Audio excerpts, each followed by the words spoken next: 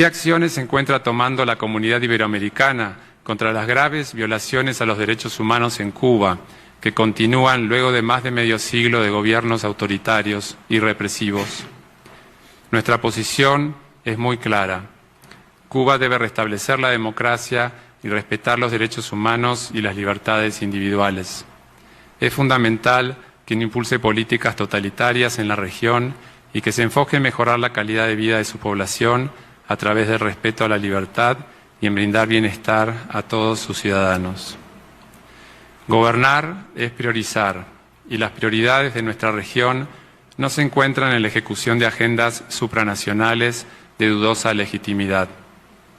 La prioridad central e insustituible de nuestros países es la de preservar la democracia, la seguridad, la paz, la libertad y la integridad territorial.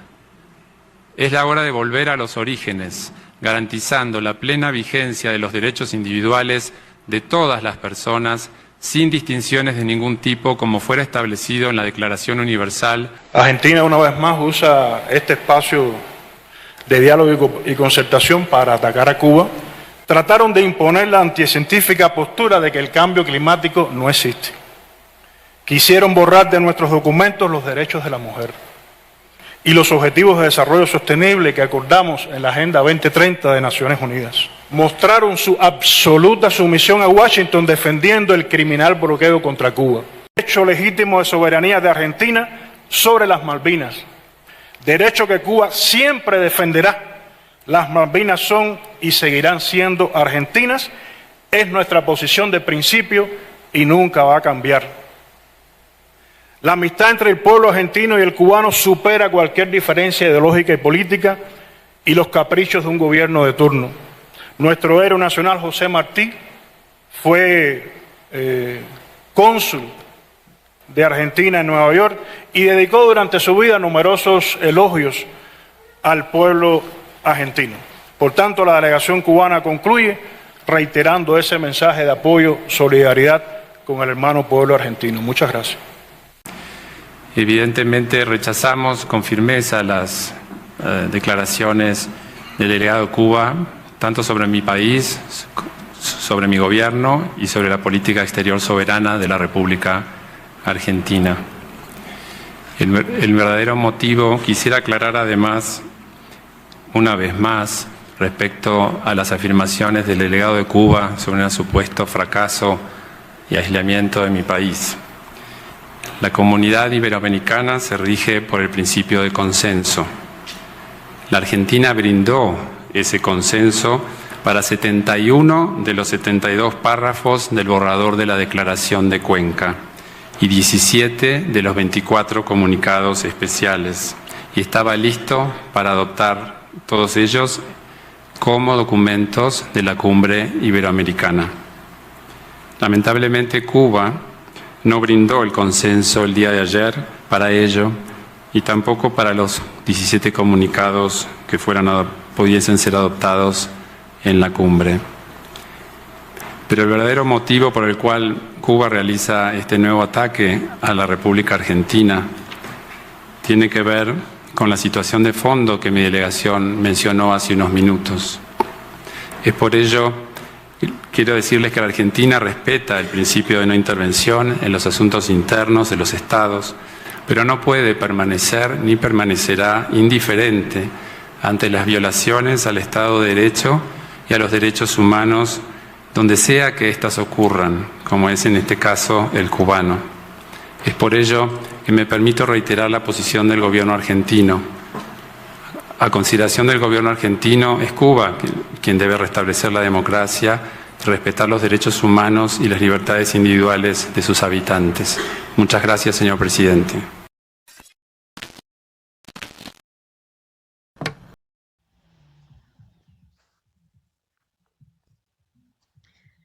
Es así como ha sembrado la cizaña Cuba a nivel mundial. Como dice el canciller cubano, intentando ganarse el pueblo de Argentina. Porque como el gobierno de Cuba no responde a los intereses del pueblo, pretenden ellos que ese pueblo sea rebelde al gobierno de Argentina. Pero el gobierno de Argentina actúa dentro de la democracia y sí representa al pueblo de Argentina.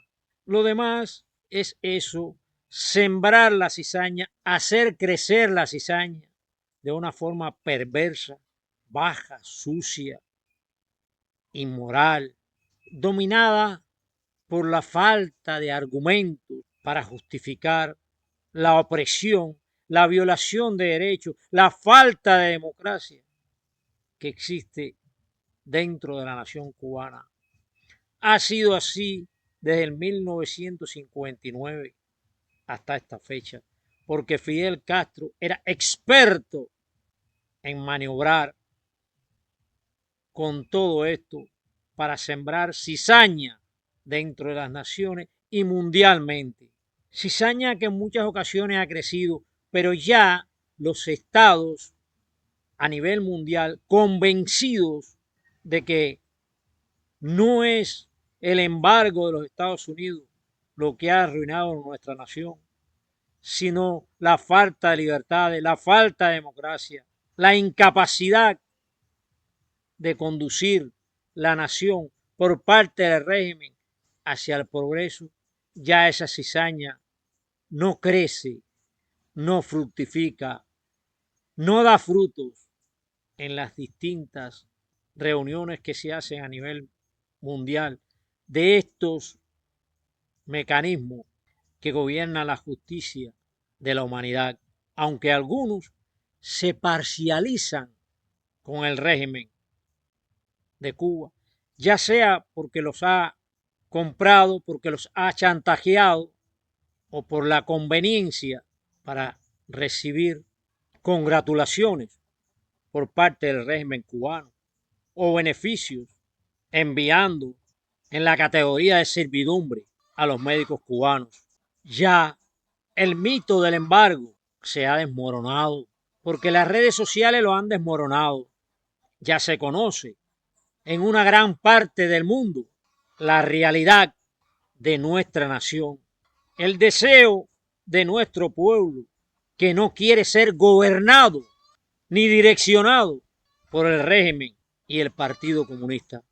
Toda la nación que dice la verdad al régimen de Cuba se convierte en enemiga, como ese enemigo, aquel cubano que de dentro de Cuba también dice la verdad. Yo soy un enemigo del régimen, sin embargo, busco, propongo, deseo de todo corazón el progreso físico y espiritual de nuestra nación.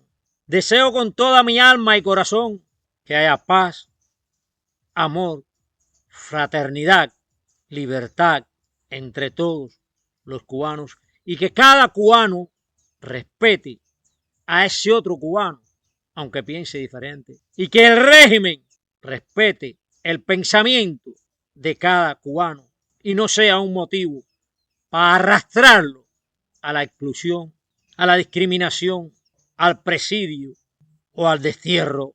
La palabra de Javier Milei, que es la de toda la población argentina, viva la libertad, el régimen de Cuba no la acepta, porque si vive la libertad tendrían que abandonar el poder. Y yo también desde acá adentro digo, ¡viva la libertad! A ver, ante todo, una breve aclaración prometida. Cuando yo uso palabras como bloqueo y mercenarios, no lo hago por definición personal, sino para ser coherente con las definiciones que suele usar el régimen. Por ejemplo, al proyecto de resolución contra el bloqueo que este gobierno presenta cada año en la ONU, obviamente yo no puedo llamarlo proyecto de resolución contra el embargo. Ni puedo tampoco llamar invasores luchadores por la libertad a los que el gobierno llama invasores mercenarios cuando me refiero al hecho de que fueron liberados a cambio de una indemnización porque se pierde el objetivo del mensaje. Para el gobierno cubano no se estaban liberando patriotas, sino mercenarios. Y si fue capaz de liberar mercenarios a cambio de una indemnización, ¿por qué no poder liberar a los presos políticos a cambio de un levantamiento de lo que ellos llaman el bloqueo? Ese es el motivo por el que uso estos términos. Espero que se haya comprendido mi postura al respecto. El segundo tema de hoy trata sobre un artículo que leí en una edición del periódico Gramma del 23 de octubre, en el que por fin se devela el nombre del autor de una serie de artículos escritos por alguien que se hacía llamar el Diablo Ilustrado. Hace poco yo compartí un par de publicaciones dedicadas a estos libros, porque los libros fueron dos, El Diablo Ilustrado y Confesiones del Diablo Ilustrado. En mis publicaciones yo me referí a un texto que escribí cuando finalicé la lectura del primer volumen. En ese texto catalogué al libro como politizado y adoctrinador, así como superficial a la hora de tratar los temas de carácter social. O sea, son artículos que explotan el carácter soñador y romántico de la juventud para subrepticiamente enviar mensajes de conformismo y adoctrinamiento político subliminales. Estos artículos empezaron a publicarse a finales de la década de los 90 en una revista de carácter juvenil llamada Somos Jóvenes.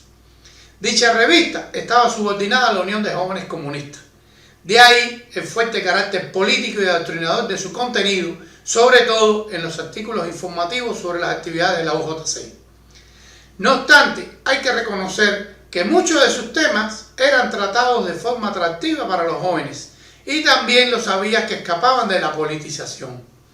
Por ejemplo, a mí me gustaba mucho la sección de manualidades que ofrecía de una forma amena y simple para hacer trabajos de carpintería, electricidad o electrónica. También se publicaba una sección dedicada a cuentos de ciencia ficción y fantasía, donde cada año se convocaba el Premio David de Literatura, patrocinado por la UJC. Como dato muy curioso, la multilaureada escritora cubana de ciencia ficción Daina Chaviano obtuvo el Premio David como el primer galardón de su fructífera carrera con la obra Los mundos que amo. El talento de Daina Chaviano es tal que a mi criterio Daina Chaviano besa las palabras. Sin embargo, a pesar del reconocimiento internacional del que goza, que debe ser motivo de orgullo para nuestra patria, el nombre de Daina Chaviano fue censurado e injustamente condenado al ostracismo cuando en 1991 tomó la decisión de emigrar. A partir de entonces, y muy a mi pesar, me he visto privado del disfrute de sus obras posteriores. Daina Chaviano fue borrada de nuestra historia cultural de la misma forma en que están injustamente condenados al olvido numerosos nombres de talentosos intelectuales, artistas y deportistas cubanos solo por el simple hecho de decidir emigrar del país. Hasta ese punto ha llegado la soberbia de un sistema que no se resigna a que figuras relevantes escapen de su control o le sean contrarios a su posición política. Y la revista Somos Jóvenes, como portavoz de la Unión de Jóvenes Comunistas, fue cómplice de la injusticia y nunca más las obras de Daina Chaviano se publicaron en sus páginas. En cuanto al Diablo Ilustrado, confieso que yo particularmente pensaba que era el seudónimo de varios autores, pero el secreto fue recientemente develado al público en el referido artículo del periódico Gramma. Y cuando yo leí el nombre del autor, ese maestro de la manipulación que victimizó a la juventud cubana, no pude contener una carcajada de sorpresa, pues el destino no pudo ser más irónico e incisivo al reunir en un solo nombre el nombre de los mayores manipuladores de la historia de este país. El Diablo Ilustrado, que no es otro que el otrora director de la revista Somos Jóvenes, lleva por nombre Fidel Díaz Castro.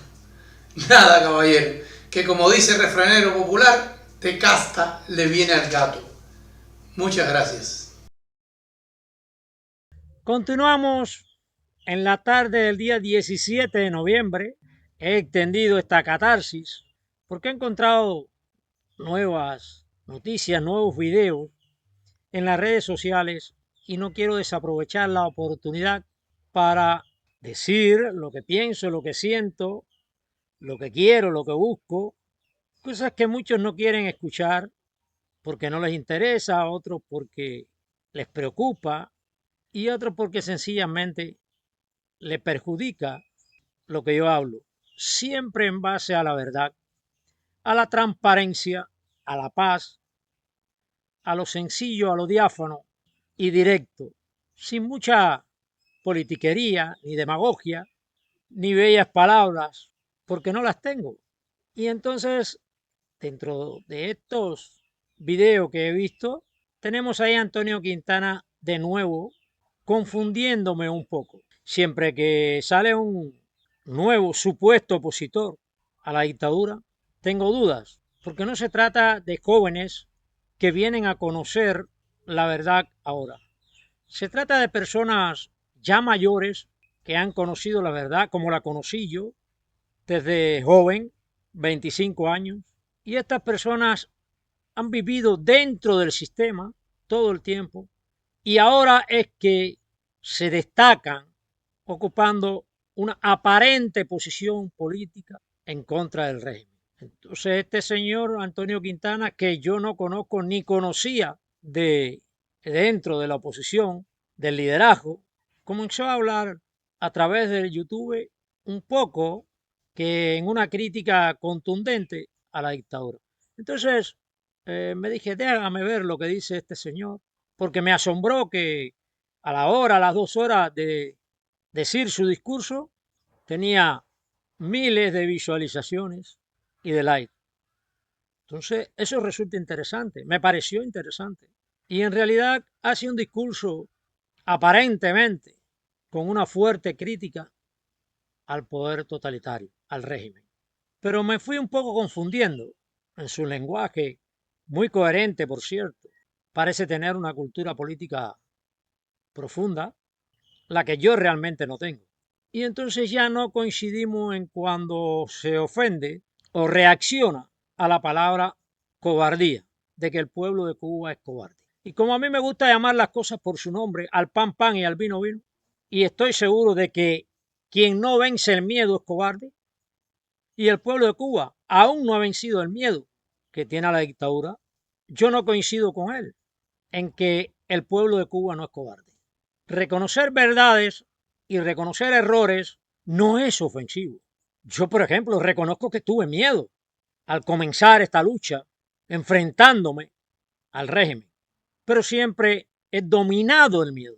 Y bueno, ahora el señor Antonio Quintana hace una aclaración que él le llama bloqueo, mercenarios, y utiliza ese lenguaje coherente con el lenguaje del régimen, o para ser coherente con el lenguaje del régimen. Yo no lo entiendo. Yo no entiendo que yo tenga que ser coherente con el lenguaje del régimen. No, no lo entiendo. También hace una aclaración, para mí ofensiva, indigna, a los presos políticos, que por qué no aceptan, es lo que he entendido. El gobierno no acepta un cambio de presos políticos por la erradicación del embargo. Eso es indigno. Está atentando contra la dignidad de esos que hay dentro de la prisión como presos políticos. No así algunos que hay presos pero por política.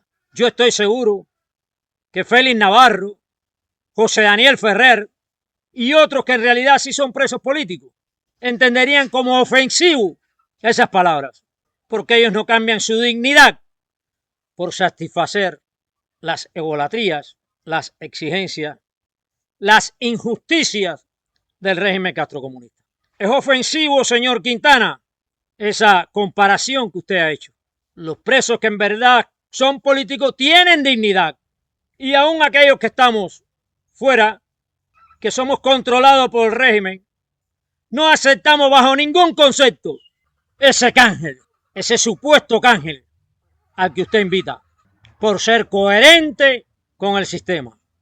Usted tiene una fraseología, un discurso bastante culto políticamente, pero es aberrante algunas cosas que está diciendo, que están muy lejos de la verdad que hemos sufrido muchos acá dentro de Cuba, por la convicción que tenemos de que la solución es quitar el sistema castrocomunista, cambiar la estructura de poder y abolir el castrocomunismo. Hacer de Cuba un país democrático, una república bien democrática, que república va más lejos que un sistema de derechos. Creo que es aberrante esa sugerencia suya.